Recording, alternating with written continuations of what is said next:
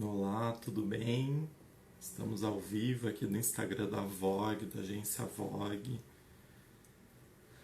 para falar sobre diversidade.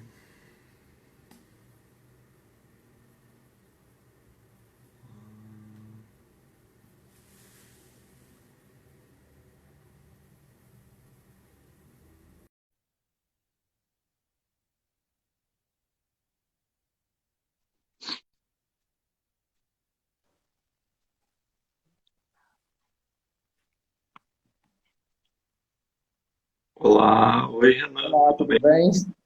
Tudo certinho? Eu tô aparecendo certinho ou tô cortando? Não, tá ok. Tá certinho. Mas Acho que meu cabelo tá. Ah, tô enquadrado, tá certinho? tá. Eu acho que meu cabelo que não tá ficando tão legal. Coisa de. Isso, aí, ó, Pronto. aí, aí, então tá bom. E eu não tô cortando, tá certo? Tá. Ah, então tá bom. Vamos esperar uns minutinhos para as pessoas entrarem. Obrigado, Renan. Eu que Desculpa ter agradeço. tardado um pouquinho, deu um problema técnico aqui, mas estamos aqui. Não, acontece. Eu tava assim, super falando, pensando, gente, eu nunca participei de live, né? Então, é a primeira vez que eu participo da live. Como é que vai Ah, funcionar toda essa dinâmica? Será que eu vou conseguir entrar? Será que eu vou conseguir participar direitinho? Mas acho que deu. deu sim. E é engraçado porque no começo, né, quando a gente começa a fazer, realmente baixa essas inseguranças. Será que como que entra? Como que faz? Como que É. fala? Não, tipo assim, eu fiquei olhando vídeos no YouTube para poder não chegar assim, né, sem saber o que fazer. E aí ficava lá Ah, assistindo vídeo, até agora há pouco de manhã. Como participar de live? Como funciona a live compartilhada? Ah, legal. Eu acho que as pessoas estão entrando. Eu vou fazer uma pergunta aqui e a gente já começa a conversar, tá? Tudo bem. Então, aqui que vale a gente sempre ressaltar essa é uma iniciativa da agência Vogue. A Vogue é uma agência de comunicação 360 que entrega desde de publicidade até sites, aplicativos e tudo mais. Então, pensando um pouco, né, nessa semana aí do orgulho LGBT, a gente preparou uma série de lives. A gente vai começar com essa live do Renan e daí amanhã, perdão, na segunda-feira a gente tem mais uma live falando de empregabilidade trans na terça-feira a gente vai fechar essa temporada de lives com o Ebens, que é uma empresa, né, um dos unicórnios aqui de Curitiba. E para o Renan, a gente selecionou um assunto que acho que é pertinente para o nosso mercado, para acho que para a representatividade LGBTQIA+, como um todo, que é a questão da comunidade, né, do LGBT dentro da comunicação. Porque muitas vezes a gente não, né, a gente fala tanto, mas na comunicação em si, a comunidade não é representada. E ter uma representação, né, a gente ver gays, lésbicas, trans, em outdoors, na TV, na publicidade, também é uma forma de inclusão, né? Porque a gente vai inserindo essas figuras num contexto social e a partir desse contexto social a sociedade começa a ver com menos distanciamento, né? Então, quando você vê uma comunicação com um gay, de alguma forma, você traz essa comunicação para perto de você. E eu queria começar falando um pouquinho disso, Renan. Assim, acho que vale você se apresentar, falar, né, da onde você, de qual empresa você fala, e aí a gente já fazer esse link com a comunicação mesmo, trazendo a comunidade de uma forma protagonista, né? Sim, então, queria agradecer pelo convite, agradecer a Cláudia da Usina, né, que me indicou para que pudesse participar dessa live. Eu Claro. resido no estado do Rio de Janeiro, moro numa cidade do interior do Rio de Janeiro. Sou Qual formado cidade? em administração. Oi? Qual cidade? Barra do Piraí, assim, bem no interior. É uma isso me ajuda no meu contexto, porque é uma cidade é uma cidade que veio do processo do café. Então tinha muita fazenda escrava, então prevalece muito aquela cultura de colonialidade. E isso me Aham, ajuda a enxergar o fenômeno de outros aspectos. E estudo, me formei em administração, sou especialista em gestão de pessoas, e que a gente chama de competências humanos, onde eu me formei, e atualmente curso doutorado em administração. E aí, nessa minha caminhada científica para me tornar um pesquisador, eu tenho estudado a população LGBTQIA+, dentro das suas diversas esferas, seja em capas de revistas, como o segmento é representado em capas de revistas, como a população gay é tida ou tratada dentro do mercado de trabalho. Então, a minha discussão ela gira em torno dessa temática de gênero, sexualidade e identidade. legal. Né, pensando, vamos traçar aqui um paralelo com a comunicação, né? Eu percebo, existiu algum tempo atrás, até a gente tem uma novela agora que está reprisando, aonde o gay, né, a comunidade, ela sempre está num papel de melhor amigo, ela sempre está num papel de coadjuvante, ela está ou num papel estereotipado, né? Então, que me parece que a sociedade teria aí uma facilidade de consumir, né, esse tipo de imagem de uma forma meio periférica. Pode ter, mas como um agente de humor, pode ter, mas como um agente de melhor amigo.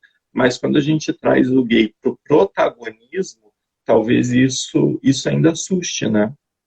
É importante, Rodrigo, a gente pensar que o gay na publicidade, na propaganda, ele não é novo. Por exemplo, em 94, você tem a IKEA, que lança a IKEA é uma empresa de design de interiores estadunidense. Ela lança uma campanha retratando um casal gay. E aí, né, a IKEA manda lá. E assim, não era numa forma de que está marginalizado. Mas nas, Uhum. na- nas propagandas seguintes, a IKEA já lança o gay como uma figura que aí vai ser sim aquele alvo de estigma, de deboche, de chacota.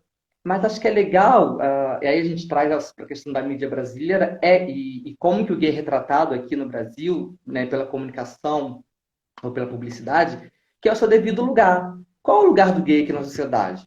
Ele E, retrata exatamente isso. Eu aceito o gay, mas no seu devido lugar, que é o lugar que eu posso rir dele, que ele vai servir de chacota, que ele é o engraçado, que ele é o melhor amigo. E é interessante que gay é esse? Porque não é qualquer gay que é retratado assim. É o gay afeminado que é retratado assim. Né? É o gay uhum. afeminado que é a fonte de estigma. É ele que é marcado como assim, tá, ele é gay, mas para a gente marcar o seu lugar e onde ele pertence, vai ser o gay afeminado que vai ser estereotipado e que vai servir de deboche, de chacota. Aí eu costumo dizer que as pessoas aceitam os gays, desde que eles estejam nos seus, né, entre aspas, devidos lugares. Uhum. E quando a gente fala muito isso do nosso processo, do nosso processo social, né? Porque a publicidade, a comunicação, ela passa pela sociedade. E então, qual que é o papel da comunicação da gente desmarginalizar, né? A gente tirar da zona periférica e a gente trazer para o centro do debate? Eu sempre penso que não adianta você adotar, abraçar a causa se ela não está dialogando com os valores da sua empresa, com os valores do que você acredita. E aí você pode, muitas das organizações, elas adotam, né, e fazem propaganda e colocam como ser gay é lindo, mas na verdade é uma visão de mercado, mas não uma visão de sociedade. Por exemplo, Hum, tem agora, eu estava retomando, né, algumas propagandas que eu havia visto, uma tá. campanha de biscoito, e aí ela, uma dos comerciais desse biscoito, tá dois rapazes numa sauna, um rapaz negro e um rapaz branco, e esse rapaz branco ao lado da sauna começa a olhar esse rapaz negro, né, e vai baixando a visão até chegar na genitália. E ele vai colocando a mão discretamente no meio das pernas desse outro rapaz que está na sauna. E o rapaz olha de cara feia, né? Faz uma cara feia gigantesca, e aí a câmera desce e mostra que está pegando um biscoito. Aí na cena seguinte, não satisfeito, né, em expor isso, o rapaz negro olha com um olhar assim, tipo, deu um biscoito, agora você me deve um favor. E aí hoje é essa mesma empresa que fez uma série de biscoitos com embalagens com arco-íris. E que em momento nenhum dessa sua trajetória, ela nem sequer retratou o que ela fez no passado, é como se tipo, não, vamos abraçar todo mundo. Então, acho que o passo importante da comunicação é você fazer com que você realmente acredita e que isso esteja dialogando com a sua política, com o que você entende para a sua organização como certo, que você entende ou como que você pode impactar socialmente quando você faz essas publicidades, não pensando no negócio, né? Não pensando em pegar mais uma fatia do bolo para poder, né, que esse grande mercado pegar essa fatia do bolo para poder lucrar em cima de uma população que está marginalizada. Aí o que acontece? Eu, né, por ter mais idade, então assim, eu vi esse comercial. Mas a gente tem uma outra geração de gays que não assistiram esse comercial e que passam a acreditar que, de fato, aquela empresa ela é uma empresa que vai abraçar a causa, porque ela está jogando em massa notícias e passando uma imagem de que ela realmente abraça a causa. Então, eu acho que isso é um ponto muito importante, o que a sua empresa tem de valor, dialogar, de fato, com o mercado, né? Com esse público. Mas eu vejo que tem um problema muito grande nessas empresas, a gente volta, porque a gente não pode enxergar o segmento LGBTQ como único, como singular. Ele não é fechado. Ele é composto por diversas identidades. Mas parece que só uma identidade importa. Eu acho que, Uhum. assim, quando a gente vai vendo as propagandas que envolvem a homoafetividade, você vê que só dois gays importam. O gay efeminado para chacota, né, que é o gay que vai servir de chacota e de comédia, e o gay heteronormativo, que aí vai servir para outras questões, mas é como se diferenciasse. Você tem o gay que é para chacota e o gay heteronormativo, que se assemelha a seus pares heterossexuais, para poder protagonizar outras questões. Então, assim, eu acho que isso é muito importante também, que é a visibilidade para toda a população gay, né? Como o tema hoje é o gay e não as outras letras, então é muito importante entender que não é uma identidade única, não são sujeitos únicos que compõem a sigla G, né? Você tem diversos sujeitos, mas que devem ser trabalhados para que de fato assim passe uma imagem boa e que de fato estamos abraçando, estamos preocupados com a causa da população gay. Nossa, isso que você está falando é muito importante. E aí eu queria fazer um comentário referente à propaganda que você trouxe do biscoito. Porque também existe, eu acho que uma armadilha que é falar com a comunidade, né, com a comunidade LGBTQIA+, de uma forma sexualizada. Então, fazer uma comunicação para o gay, né, aqui, né, tentando falando do todo, mas fazer uma comunicação para o gay não precisa passar pelo sexo, não precisa passar pela relação. E aí, eu, enquanto empresa, eu entendo que no Dia dos Namorados eu tenho que ter dentro da minha publicidade um casal de homens abraçados. E aí o gay ele começa a aparecer de uma forma pontual nessas datas comemorativas, nesses eventos, né, mais pontuais, mas sempre ou numa situação sexual ou numa situação de romance. Como se falar de gay é falar de sexo ou falar de relação.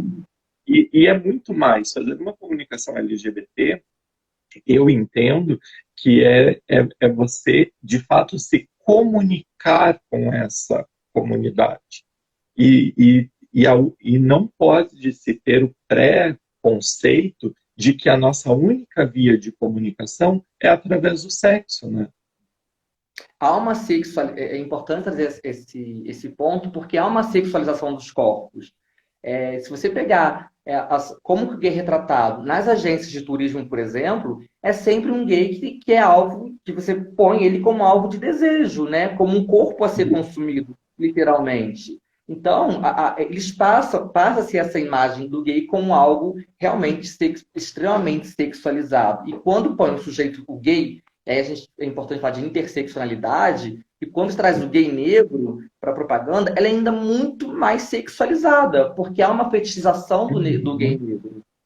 E aí parece uhum, que a propaganda ela vai ignorando essas interseccionalidades, sabe? O que eu vejo hoje é que elas vão ignorando. E aí você não está dialogando com todo mundo mais uma vez. Por exemplo, eu ainda não vi um comercial tão interessante usando gays negros. Você não uhum, vê os gays negros na publicidade, na propaganda. Aí você uhum. tem uma comunidade que eu gosto muito no Face que se chama Igreja de Santa Cher. E É, aí ele traz algumas questões sobre o que a gente chama dentro da comunidade de padrãozinho, né? Que é o gay branco que frequenta a academia, dos olhos claros, e que de fato é o gay que é representado nos comerciais, nas propagandas. E que isso não quer dizer que eu vá me identificar com ele posteriormente. Eu acho que esse também é um grande uhum. erro. Você não comunica com todo mundo, você comunica com um gay específico, com um subsegmento da população gay. E eu estava até lendo alguns artigos que fala que o gay aparecer no comercial não quer dizer que eu esteja dialogando com ele. Era muito Uhum. interessante da bagagem que ela fala que, olha só, o gay ele pode aparecer no meu comercial, mas não quer dizer que isso seja uma comunicação para ele, que eu esteja me comunicando com ele. Quando eu ponho como chacota ou como Uhum. algo para estou me comunicando com outras pessoas que vão identificar valores parecidos. Você, não, a gente pode ir de gay mesmo, então eu vou consumir. Então, Isso. acho que tem que tomar cuidado com essas armadilhas, né? Apareceu gay, então é uma propaganda ou é uma empresa que está preocupada com a população. Não, né? A gente tem que analisar todo esse contexto de como que o gay aparece nessa propaganda. Nossa, super. Isso que você falou, acho que é bem importante para o nosso segmento de comunicação, é colocar um gay né, o gay dentro de uma peça de comunicação não necessariamente vai fazer com que a gente dialogue com a comunidade. Às vezes eu estou usando o gay como um artifício para chamar a atenção, por exemplo, de um homofóbico. Então, Uhum. se eu coloco um gay de uma forma estereotipada e tudo mais, talvez, né, de uma forma de chacota, quem está consumindo e quem está achando legal, na verdade, é o público que não curte muitos gays e acha, realmente, acho que essa marca colocou ele no lugar dele. E acho que é importante. E eu só antes de passar a palavra para você, eu queria colocar um outro ponto que, por exemplo, quando você fala do negro, né, do negro gay, mas, às vezes, essa peça de comunicação, essa publicidade, ela vai ser decidida, ela vai ser aprovada por um board de uma empresa formado por homens heterossexuais brancos. Então, óbvio que esse decisor não vai entender, porque essa peça não é para ele, essa comunicação não é para ele. Então, ele vai voltar para o seu repertório e dentro do seu repertório ele vai desaprovar aquilo, né? Esse fato da comunicação, né, de quem aprova, é muito parecido com a política de diversidade. Quem faz não é quem precisa. É Quem faz verdade. Quem faz a política de diversidade não é o sujeito que é o que a gente considera como diverso. É o CEO, que é o responsável, que é aquele padrão heterossexista, cisgênero, e que constitui uma família, e que aí, de fato, não vai funcionar. E o mesmo acontece com a comunicação e com a publicidade. Não vai funcionar.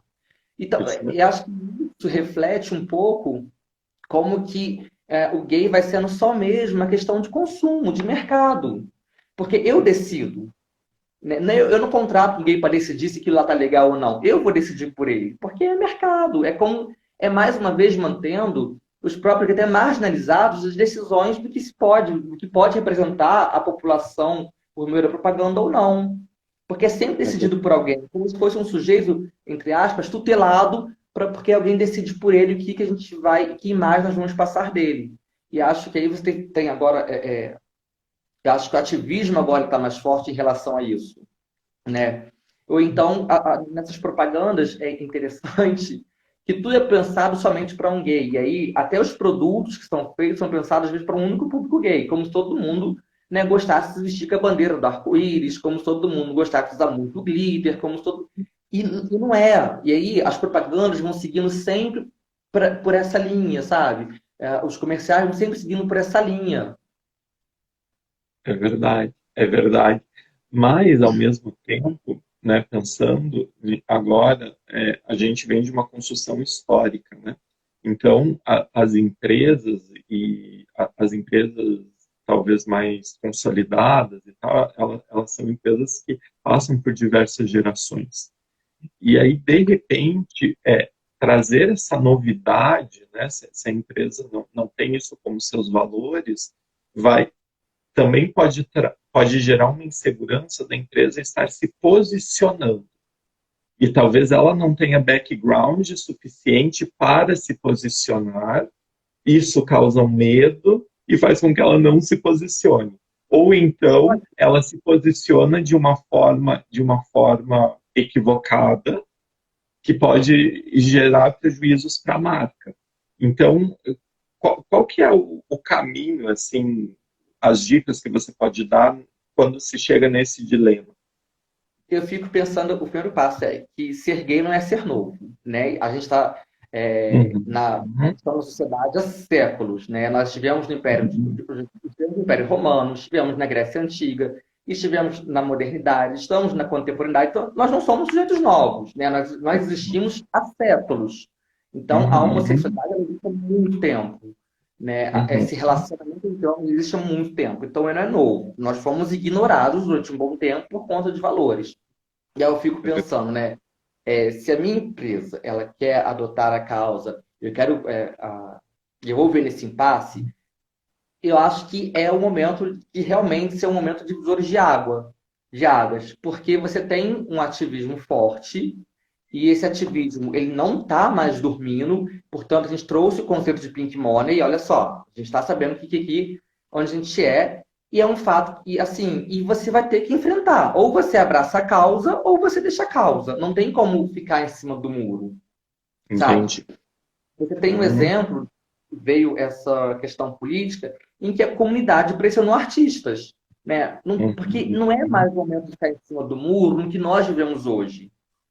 Então, assim, uhum, algumas empresas acham, sim, que aquelas que resolverem, né, enxergar a população LGBTQ como uma sociedade e que está marginalizada e que tenta amenizar, né, tirar essa população da margem para que ela migre para o centro, de fato vão ter que esbarrar em padrões, vão ter que esbarrar em outros pensamentos. E aí eu fico sempre pensando, né? E aí a empresa pensar, ou é o lucro, ou é a população, ou tentar juntar isso tudo. Às vezes juntar isso tudo vai ser muito difícil. Porque em nível uhum. Brasil, a gente não esperava que o Brasil fosse um país tão racista como tem se mostrado. O que dirá É verdade. homofóbico? É Então, verdade. assim, como é um país tão racista, ele também é um país tão homofóbico, né? E aí eu acho que o papel da propaganda e da publicidade é de fato mostrar que nós existimos, que nós não somos singulares, nem que por isso eles têm que bater de frente. Porque isso vai acontecer considerando uma sociedade extremamente tradicional, que é o Brasil. Uhum. Uma das coisas que eu entendo, né, de aproximação do gay com a comunicação é a questão quando se foi entendido que os gays são o gay é um indivíduo de consumo em potencial. E aí se percebeu que esse núcleo, né, de pessoas dessa comunidade tem também capital, tem também dinheiro, e como chegar e fazer com que esse dinheiro ele se mova de uma outra forma. E aí as empresas começaram a se comunicar com essa comunidade. Talvez não de uma forma assertiva, mas de uma forma mais propositiva mesmo, né? Mas falar com a comunidade LGBT não corre o risco de se afastar das outras comunidades, Então, por exemplo, puxa, eu falo com gay, mas aí será que o hétero, daí não será o hétero que vai não se sentir representado e ele vai se afastar de mim por eu estar falando com gay?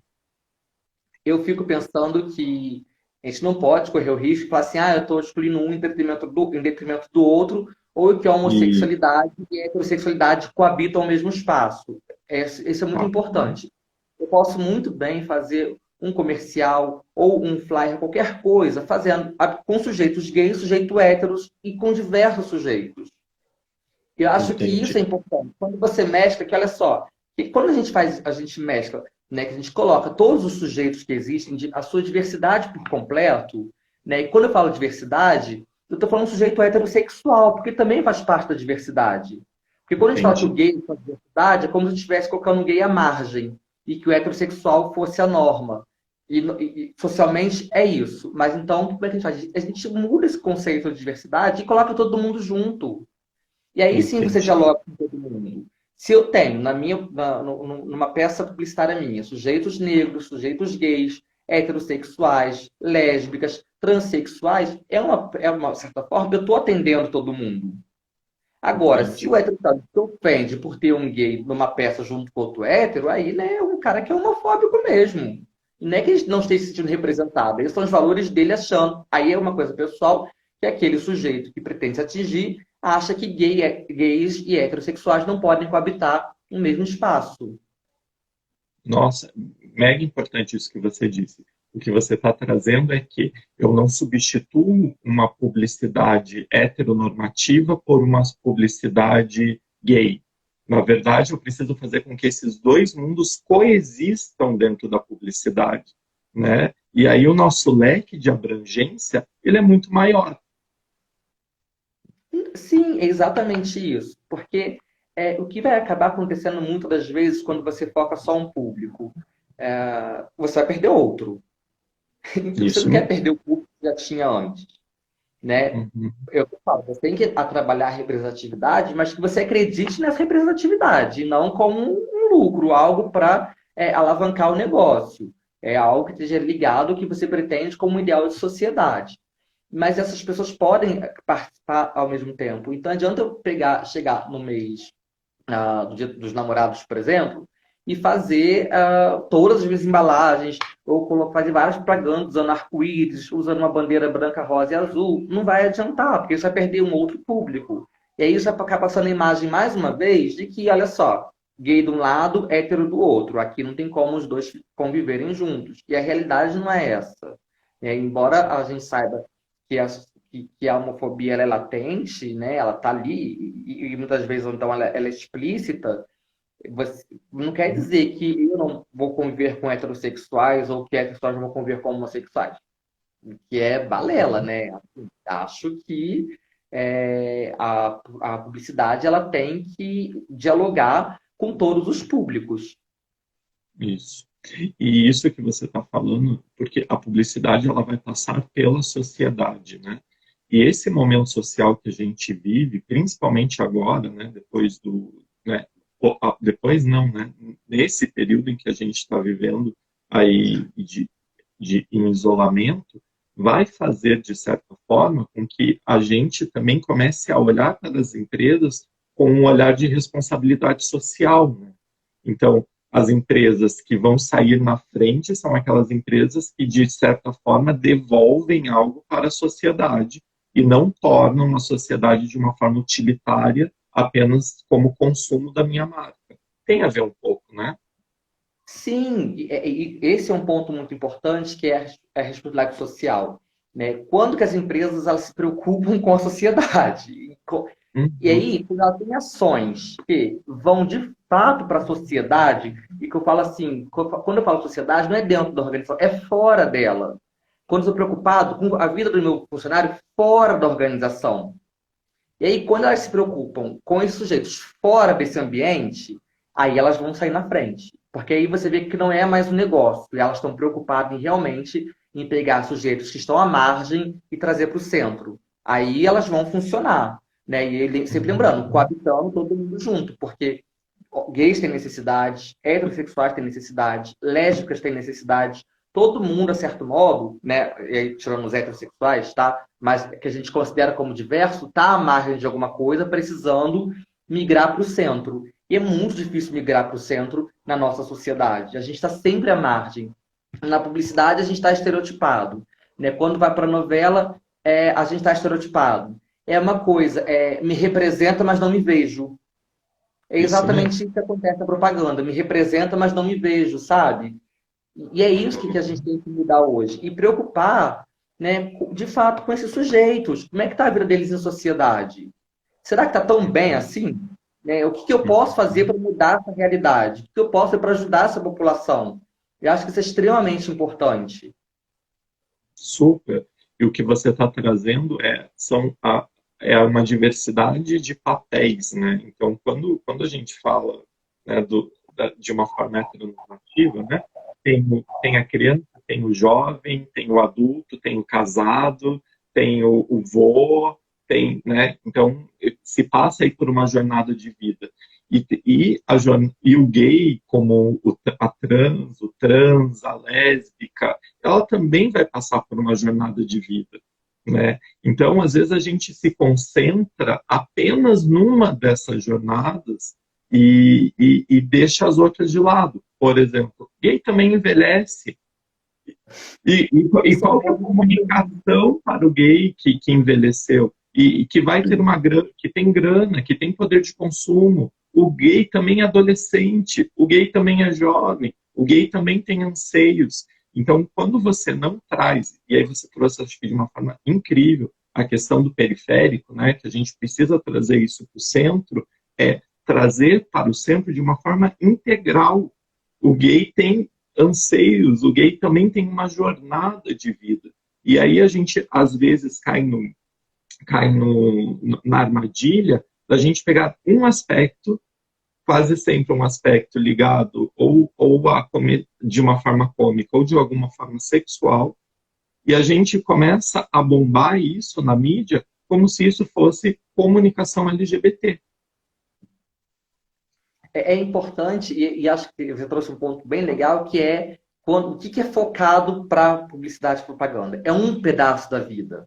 Só E interessa aquele pedaço. E aí a gente tem uma série do movimento, né, que vai surgindo de gays que já são idosos e que não se sentem representados, não se sentem abarcados, nem pelo movimento LGBTQ, nem pela propaganda, nem pelas organizações, por momento nenhum. Mas olha só, mas é engraçado que em paralelo você tem é, programas, organizações que estão voltadas para outros idosos, né? Para idosos heterossexuais, mas para o idoso gay, não. E outro ponto que é muito legal é que tem uma pesquisadora chamada Sedwick, e ela escreveu um livro chamado Epistemologia do Armário, que ela legal. vai contar como que até dentro do movimento gay, alguns sujeitos são excluídos, e aí você tem sujeito idoso e as crianças afeminadas, que também são excluídas de tudo qualquer questão. Elas não estão presentes nem na propaganda, nem nas organizações, nem em como as escolas devem abordar. Elas estão excluídas. Ou seja, é um mercado que ele tem uma cisão muito forte do que interessa para ele, né? Que é o gay jovem maduro. Né? A criança e aquele muito jovem, não, e o idoso também não. E aí, mas será que os sujeitos não importam?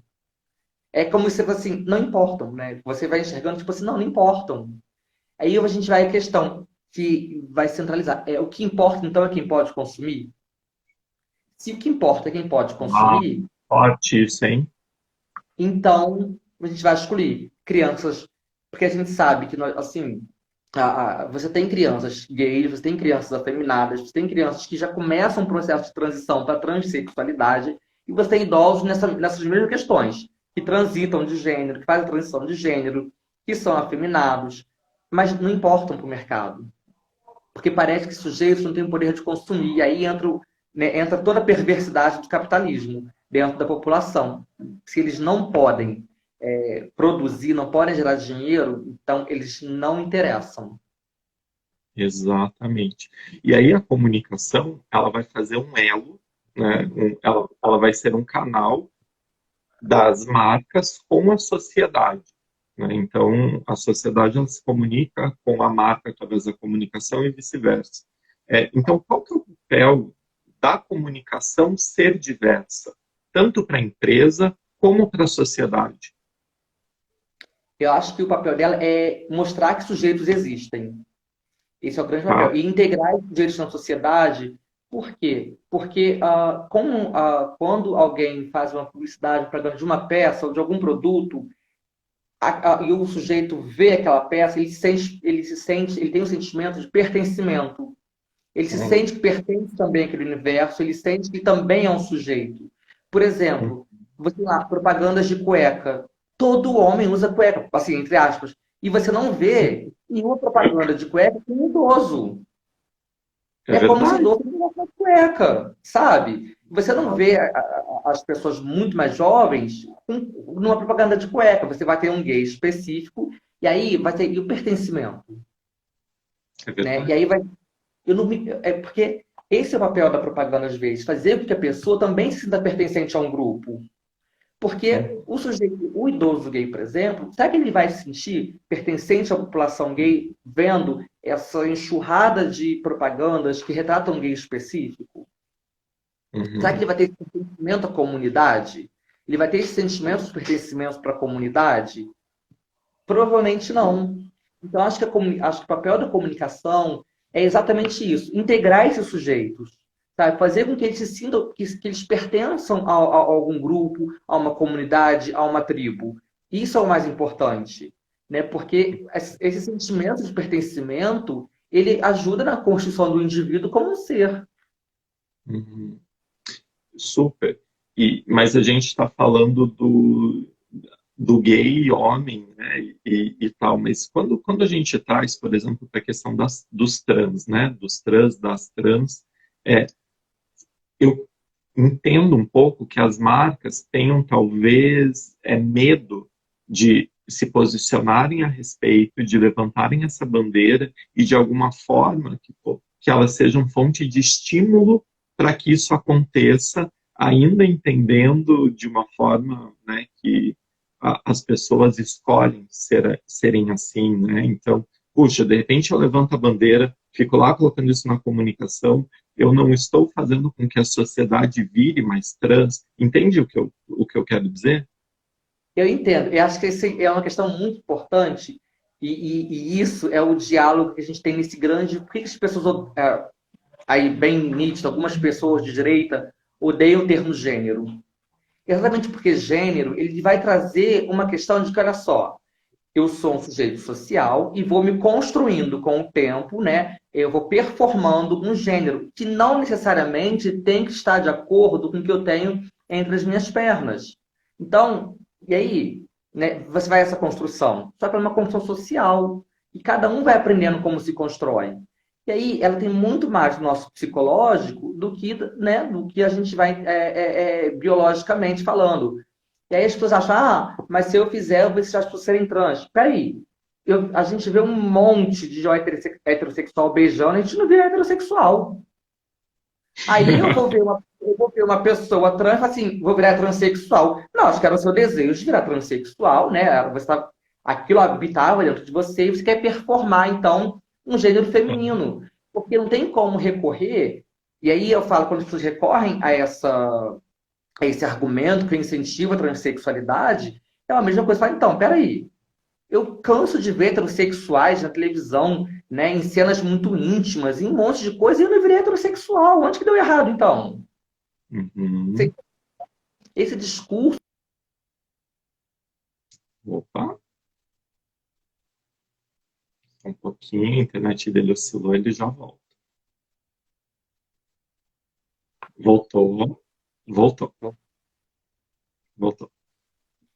E aí que eu estava comentando, esse discurso de que eu vejo, então eu vou virar ou vou incentivar os meus filhos a serem transexuais. É um discurso baseado na ignorância, né? Até porque Uhum. por que que então, gente, né? Eu cresci numa família baseada num homem, numa figura masculina, uma figura feminina. Então, onde Ah, que deu errado com a minha família que eu virei gay? Qual uhum. foi o ponto que deu errado dos meus pais que eu virei gay? Não. Entende? Então, Uhum. esse discurso é um discurso baseado na ignorância, e não o discurso do que de fato deveria ser, que é entender o gênero em, em toda a sua plenitude e compreender que as pessoas não viram por um incentivo, sabe? Acho que isso é muito importante. Nossa, super importante. E você tocou, né, nessa questão da ignorância. E a comunicação, a publicidade, ela também é ferramenta para combate à ignorância, né? Então, quando agora a gente tem, né, esse movimento social das fake news, onde a comunicação está a serviço de gerar mais ignorância. Então, talvez a comunicação de verdade, a comunicação efetiva, e o nosso papel é produzir uma comunicação que vá na contramão dessas fake news, de uma comunicação que gere aprendizado e que gere informação, né? Porque a informação, a partir do momento que a gente esmiuça essa discussão, a gente traz essa discussão à tona, a gente também vai gerando conhecimento social para que as pessoas fiquem mais espertas em relação a essas pegadinhas que a vida traz, né? Eu sempre fico pensando, Rodrigo, se as pessoas realmente querem ficar mais espertas. Porque, por exemplo, você tem uma legião de gente que acreditou na mamadeira de piroca, sabe? E que sequer se deram ao trabalho de entrar na internet, que é uma coisa assim, de acesso fácil hoje, para pesquisar se era verdade. Então eu vejo que hoje as pessoas estão acreditando no que elas querem. E aí tem um conceito de pós-verdade que vai falar sobre isso. Eu vou acreditar no que me convém. Eu vou acreditar tanto naquilo, mesmo sendo falso, que vai virar uma verdade. E isso é importante. Uhum. E acho que a própria comunicação é ir desmistificando, e aí acho que atualmente esse trabalho tem que ser bem mais árduo, que é desmistificar um monte de coisa sobre a população LGBTQ+A, sabe? Porque criou tanta notícia falsa, tanta desinformação, que acho que isso prejudica até a propaganda se comunicar com os outros públicos e dizer novamente que nós podemos coabitar em mesmo espaço. Né? Porque será que eu vou querer uma propaganda que fale de questões de família, família homoafetiva, e sabendo que os sujeitos gays têm mamadeira de piroca? É E verdade. aí vai atrapalhar todo aquele diálogo, toda aquela construção, vai atrapalhar o tentar fazer com que os sujeitos migrem para o centro. E aí acho que a propaganda e a publicidade ela assume um papel de importância ainda maior, sabe? Que além de desmistificar o que está sendo dito para uma fake news, é integrar e desmistificar. Uhum. E quando a gente traz para a comunicação, isso que você trouxe, tem aí um ponto que é também trabalhar, né, as questões da comunidade de uma forma sutil e normal. Você fazer uma comunicação LGBTQIA+, não necessariamente ela precisa ser uma comunicação de uma forma vulgar, né, de uma forma sei lá, vamos pensar no cenário, dois gays segurando a bandeira, se beijando de sunga, passando dentro de uma balada, aonde tem ali, sei lá, duas lésbicas também se beijando. Não, o gay, ele está inserido no nosso cotidiano social e ele precisa ser retratado como um agente social e não como algo estanque dentro de uma caixinha e dentro de uma história repetida infinitamente até virar a verdade que você trouxe, né? Pois é, eu acho que caiu. Não, não, não caiu, caiu. Eu acho exatamente isso. O gay é como se ignorasse que o gay, ou a lésbica, ou a trans tivesse uma.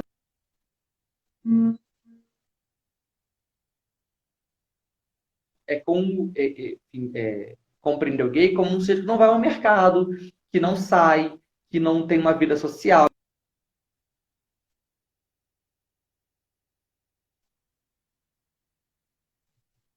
e numa vida, digamos assim, bem entre aspas, promíscua, que parece que o gay é uma figura extremamente promíscua, vou retratar então toda essa promiscuidade, porque o gay vive na balada, o gay vive, né, com corpo escultural, com aquela sunga super.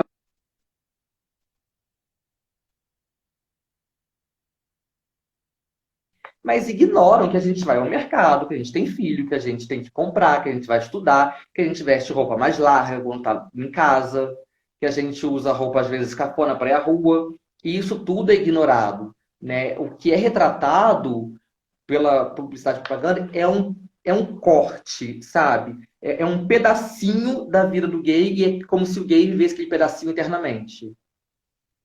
É verdade, é verdade. Ana, cara, é incrível. Acho que você trouxe aqui para a nossa discussão de abertura temas importantíssimos, temas. Eu acho que uma jornada da vida dessa comunidade é algo importante, trazer essa jornada para o centro.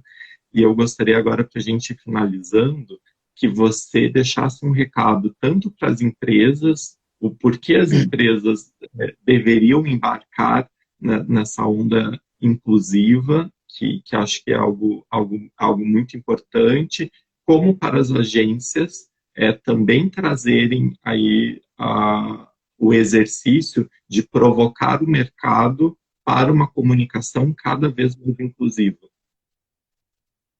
Acho que cortou um pouco o seu áudio, mas consegui compreender a mensagem.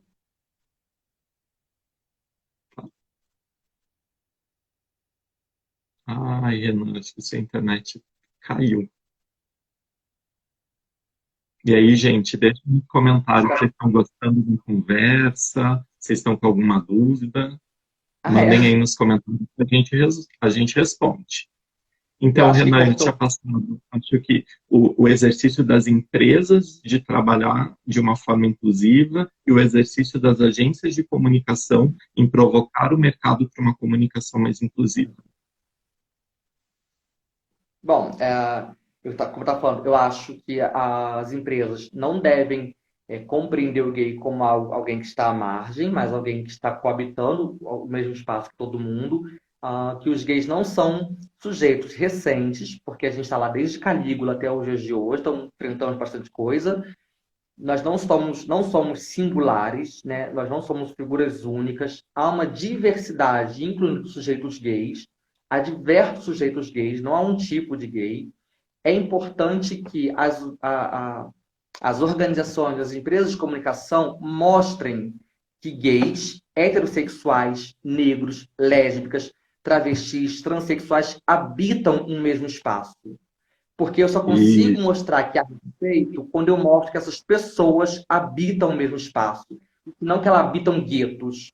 Então eu tenho que mostrar que nós habitamos o mesmo espaço e que habitar o mesmo espaço requer respeito e não mostrar que nós habitamos em guetos e que a gente está ali separado de todo mundo. isso, ótimo, ótimo.